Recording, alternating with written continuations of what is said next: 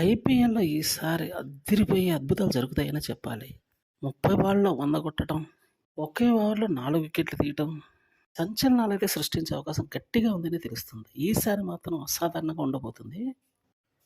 Indian batsmen కానీ, Indian bowlers కానీ world class స్థాయికి ఎదిగారు కాబట్టి, ఖచ్చితంగా ఈసారి మాత్రం పోటీ ఆసక్తికరంగానే ఉండబోతుందని చెప్పాలి. ముంబై ఇండియన్స్ పేరైతే ఒకటి వినిపిస్తుంది. Final title.